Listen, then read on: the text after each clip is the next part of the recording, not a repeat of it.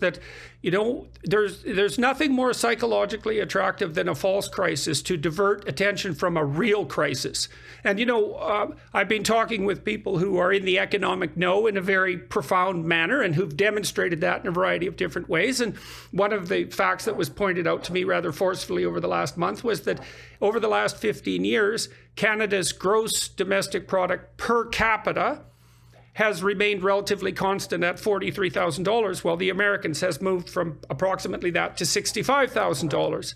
And so that's just one of many indicators that Canada is in a state of economic crisis, the magnitude of which has not yet been entirely revealed, and that the country is tearing itself apart at the seams. And so why not have a false crisis? Because then you can look heroic when you're dealing with something that doesn't exist, and you can beat down the Nazis and the Confederates instead of facing up to the fact that you've been so appallingly incompetent and moralistic over the last 6 years that things are really about to manifest themselves in their true nature. Well, you could bring this down. We started at a very early point. You can bring this to a good circle. After the 2 years, we haven't got the inventory of how many businesses have failed, how many families have been disjointed or depressed and made anxious, how much the economy itself overall has been hurt. We don't know yet if once the banks start to rise their interest rates, how this debt will drown us. We also have inflation, but here's the biggest thing of all.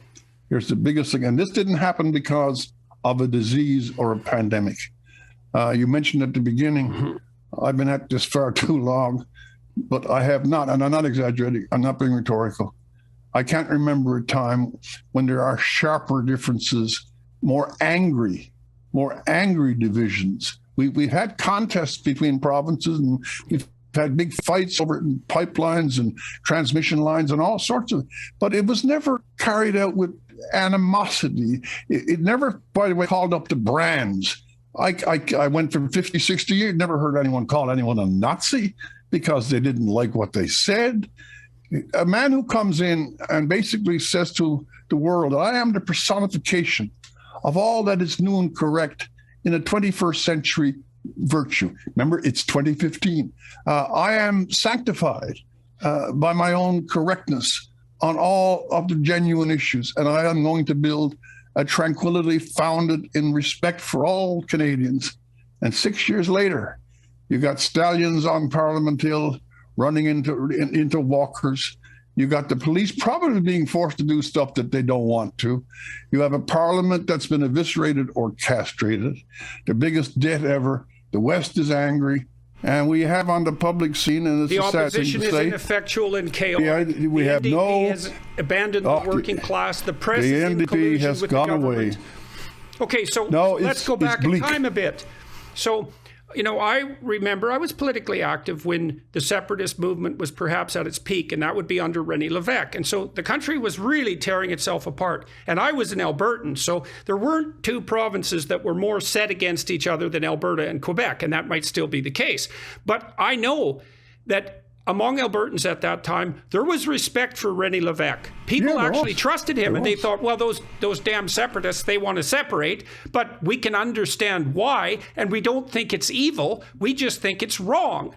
And people listened to Lévesque and Trudeau could have a debate, and there wasn't this demonization, even when the country was literally on the verge of tearing itself apart. Give you a better one in a sense, but Lévesque he was disliked for his cause. But he was very much admired for self-evident integrity. You can be on the wrong side of something and have a great deal of virtue besides that. But here's a better one. When Alberta was first facing the pillage of its natural resources under the National Energy Program, and that was Pierre Sr., there was then, it was Peter Lougheed, who in many ways was kind of an archetypal premier. He was the premier that basically filled a role. The role didn't fill him. Those two, and they had a certain equality of intellectual or moral presence. They sat at each other in constitutional conferences on television, and I know they sat face to face behind the scenes. Both of them were tough. They were both tough people, and yet there was no residue of oh, he's a goddamn bastard because he's a Nazi.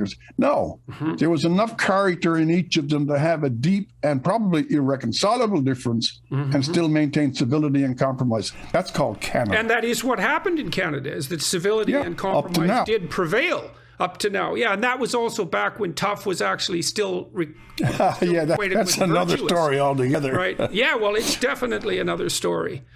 So maybe I'll just review this again just so that everybody knows. So here's what Canadians are being asked for. They're asked to decide whether these truckers are a reprehensible bunch of foreign-funded Nazi insurrectionists, or whether the entire governing structure in Canada and the press that reports on it has become corrupt in a, what would you say, an historically unmatched manner. And so that's a tough choice, Canadians, but the first part of that isn't true, and the second part, unfortunately, is. And you can tell that not least by the fact that Parliament has essentially been abrogated over the last 2 years, and more particularly on Friday, and that we now have retroactive crime in this country and the seizure of bank accounts. And so this is all occurring when the pandemic is not only coming to a halt on technical grounds, but when many countries around the world are lifting mandates which would not have been lifted in Canada unless the truckers had protested.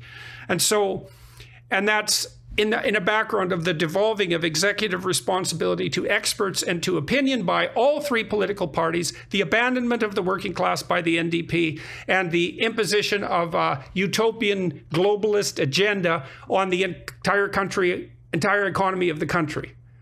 And that's basically where we're at. And I don't think I can put a footnote on that. I'd say one or two things. I'm laughing, but I'm not.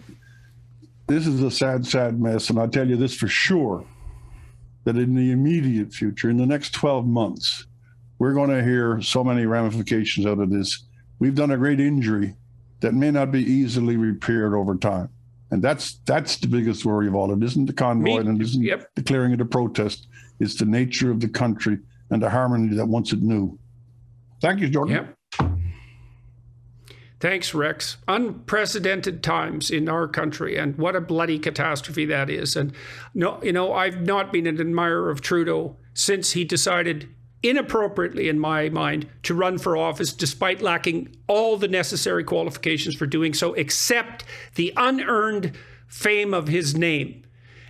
But having said all that, that doesn't mean I wish that he would reside over the destruction of the country as evidence of his incompetence. And I guess I would also say, maybe I'll ask you this too, I cannot see how his government can survive the next month. What do you think? What's your prediction? I am much more pessimistic than you. We have to see, because this is in the middle. This is extremely dynamic. I wrote their little tiny thing. We had Mr. Trudeau knew what he was doing when he called the election earlier last year. This is an issue, but we won't see an election on it. Mr. Singh, as you pointed out, has become the tattered tail of a not very noble kite. And the funny thing that the Separatist Party in Quebec is actually opposing this. The greatest Canadians in Parliament are the Separatists. No, I'm laughing, but I'm not. I think it's a sad time. Yes. It's a sad time. It's a serious time. Well, this is what I'd like to say in conclusion, really, because I haven't been that specific. There were a lot of those men and women that came for 2 or 3 whole weeks. They were showing a good spirit, and they had their parties. But you know this was hard. They had to spend the money. They got their money seized by the government.